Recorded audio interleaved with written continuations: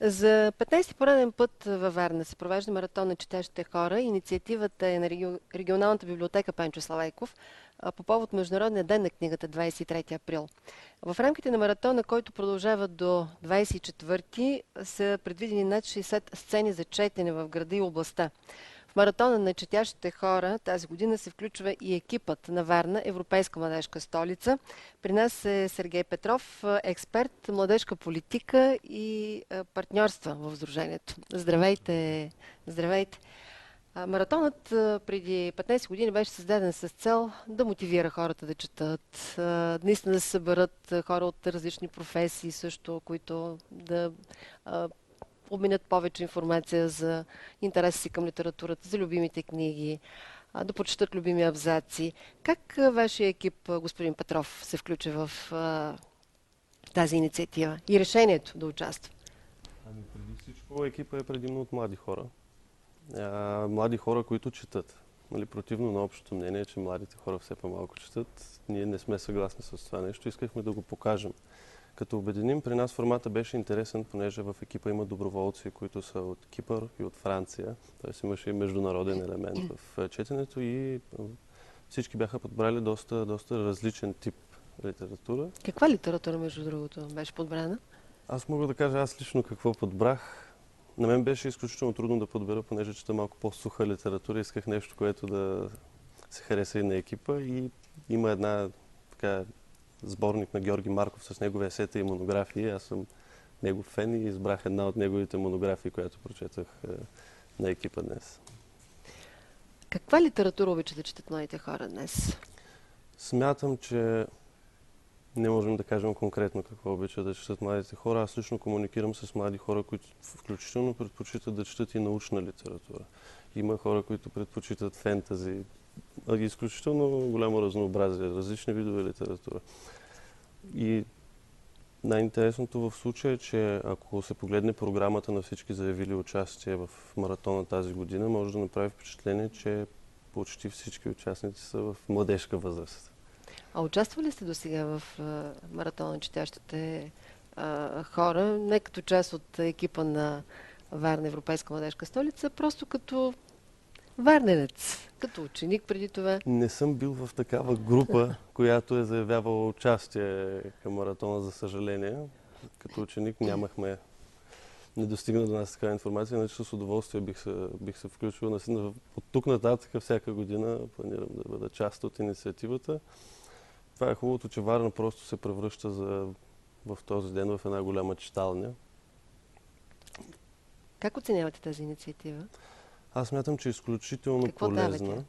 Изключително полезна, защото когато човек е в група, смятам, че това го стимулира, когато вижда, че другите хора четат, че той не е сам в това нещо. Когато те споделят преживяването от това, преживяването, какво усещат, когато четат, смятам, че това ги мотивира и стимулира да го правят все повече. И когато едни ученици разберат, че други го правят, така те се чувстват още по-решени да се включат и те. Носите Нося, любимата книга. Нося, да. А кой е абзаца, който прочетахте и ще ни прочетете и на нас? Всъщност избрах една монография, която се На казва Георги Марков, нека да кажем. Суетата, да, на Георги Марков. И ако искате, ще ви зачита част от монографията, понеже тя е сравнително дълга. Днес денят е част от маратона на четящите хора. Студиото също се включва в маратона. Суетата. Ти пак се търсиш в очите на другите, сякаш те са огледала, които трябва да засвидетелстват твоят живот. Ти живееш в безспирно оглеждане, умишлено и инстинктивно. Ти искаш да се насладиш на ефекта, който мислиш, че предизвикваш с появяването си, с жестовете си, с гласа си, думи и действия. Ти си петим да доловиш светлината на одобрението, неона на очарованието или смайването. Ти си петимен да бъдеш желан център на внимание, да чувстваш как другите са се обърнали към теб, как те приемат с възхищение или завист. А ти шестваш пред техните очи като герой, който те не са и не могат да бъдат. От този сладък миг на съзнанието, за собствената ти уникалност, за собственото ти опиянение, от собственото ти очарование, от собствените ти физически или интелектуални гимнастики. Този миг, когато ти вярваш, че си повече от Цезар и Наполеон, от Шекспир и Гьоте, по-личен от всичко и всички, когато тялото ти се отделя от земята и ти кръжиш над собствения си Олимп, плуваш в книгата на възхищението от себе си. Или другият главен момент – конфузията, неудобството, безпокойството, че може би другите не са те приели или няма да те приемат. Че може би си изтърсил някаква невероятна глупост или просто си проявил нетърпимост, нетактичност и виждаш техните усмивки, които те отравят.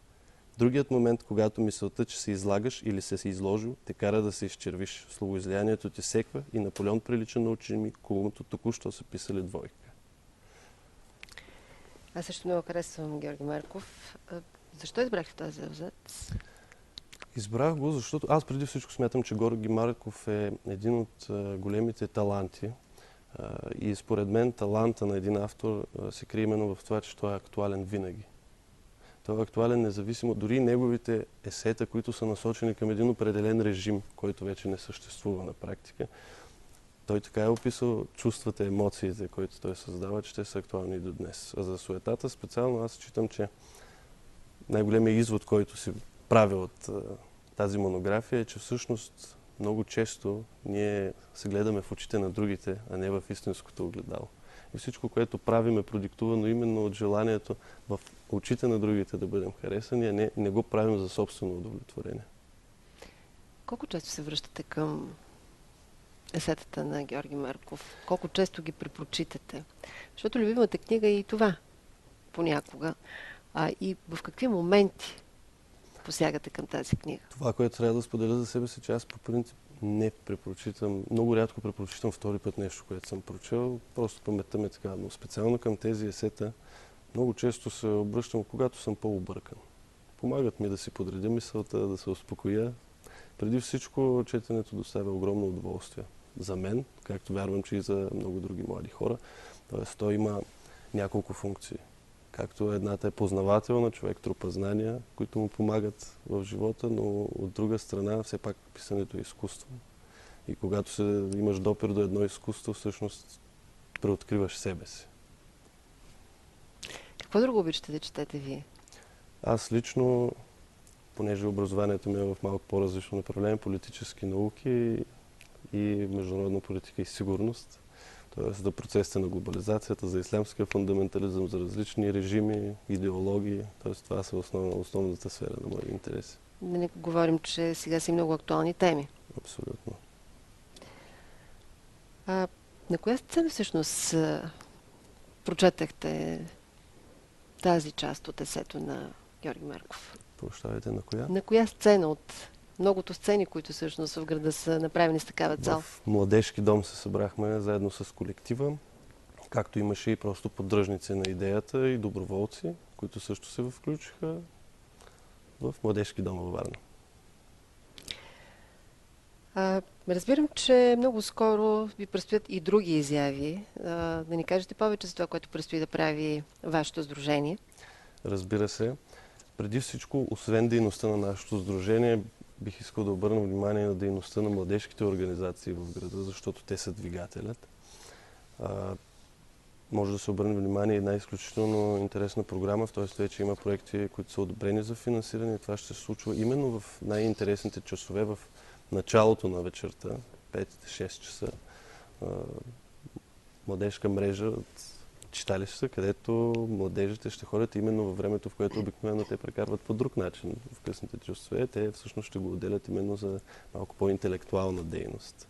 Това е също програмата Ноктурно. Тя е вечерна. Други интересни инициативи, разбира се, фестивалът летният Fun City, който ще се проведе. Зоната Таляна във Варна, която е една от основните мисии на Сдружение Варна, Европейска младежка столица, да създаде една така културна младежка зона, която да бъде развита в града. Има одобрени също проектни предложения, които са насочени изцяло в тази зона и където предстоят много интересни и хубави неща. Това е част от задачите, които има да свърши екип вашия. А иначе, в какви други инициативи ще участвате вие допълнително в града? Ние не отказваме на никого да участваме във всяка една полезна за града инициатива. И най-скоро такава коя е, да? Университетите. Университетите постоянно провеждат събития. Също ще издам и за едно интересно събитие, което предстои да обедини всички университети в града. Мисимистър. Кога това? ще уточним допълнително датата. Като тук идеята е, че всеки университет се прави отделно. Тук идеята е да се съберат представители на повечето университети в града, дори на всички, което го прави доста по-различно от всичко правено до сега. По време още една инициатива, която се планира за по-късно през годината. Това е също едно обединяване на студенти от всички университети, на чуждестранните студенти във Варна. Аз благодаря, че бяхте наши гости. За мен беше удоволствие това, което прочетахте. И ви желая успех в работата, с която сте се заели. Действително Варна да бъде и е младежка европейска столица. Благодаря ви. Следва